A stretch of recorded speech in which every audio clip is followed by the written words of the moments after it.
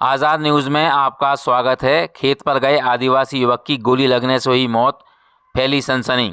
संवाददाता शब्बीर अहमद की रिपोर्ट। रायसेन जिले के बेऊंज तहसील अंतर्गत आदिवासी बहुल गांव रामपुरा में बीती मंगलवार की शाम खेत पर गए आदिवासी युवक का शव खून से लथपथ हालत में मिलने से सनसनी फैल गई।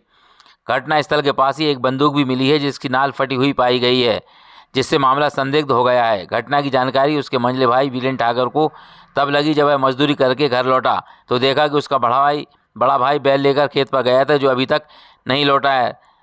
तब वीरेन खेत पर पहुंचा तो देखा कि बैल वैसे ही बंधे हुए हैं। तब वह बैल खोलकर घर वापस आ गया, लेकिन बड़ा भाई नहीं आया। तब दोबारा वह उसे देखने गया तो थोड़ी दूरी पर उसका बड़ा भाई वृंदावन ठाकुर खून से लथपथ पड़ा दिखा, जिस पर उसने मोबाइल से घर पर परिजनों को खबर देकर बुलाया, जो गाड़ी लेकर पहुंचे और मृतक को पहले घर लेकर आए, फिर पुलिस को सूचना दी। पुलिस गांव और घटनास्थल पर पहुंची और मृतक के शव को रात करीब 1:30 बजे सिविल अस्पताल मर्चुरी भवन में रखवाया गया।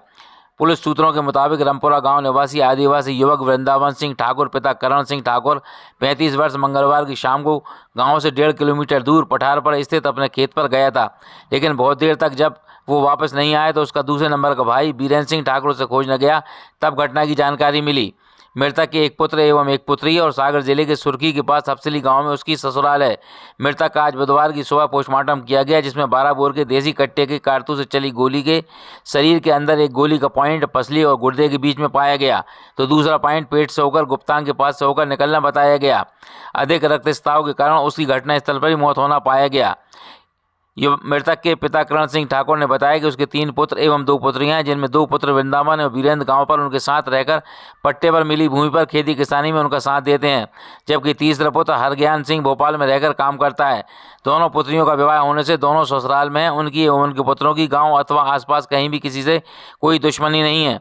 एसडीओपी आलोक श्रीवास्तव का कहना है कि मृतक वृंदावन को फायर आर्म से घायल होने के फलस्वरूप मृत्यु हुई है। प्रथम दृष्टया हत्या का अपराध प्रतीत नहीं हो रहा है। घटनास्थल पर एक भरमार बंदूक मिली है, जिसकी नाल चलाते समय फट गई है। फिर भी हर एंगल से साइंटिफिक जांच करके फाइनल ओपिनियन तक पहुंचा जाएगा। घटनास्थल सुल्तानगंज थाना क्षेत्र का होने से आगे की कार्रवाई सुल्तानगंज थाने द्वारा की जाएगी। बेलवजा की दामन दी, फिर हम खोल के ले आए, फिर उन्हें ढूंढने की गए तो थोड़ी दूर पे देख के, थोड़ी दूर पे देख के तो समझे आप डरे मिले हम तो हमने नहीं देखी कि काला को तो गोली लगी थी, काला को तो खून में लथपथ थी। कहाँ चोट के निशान थे? इधर से ज़्यादा। फिर क्या हुआ?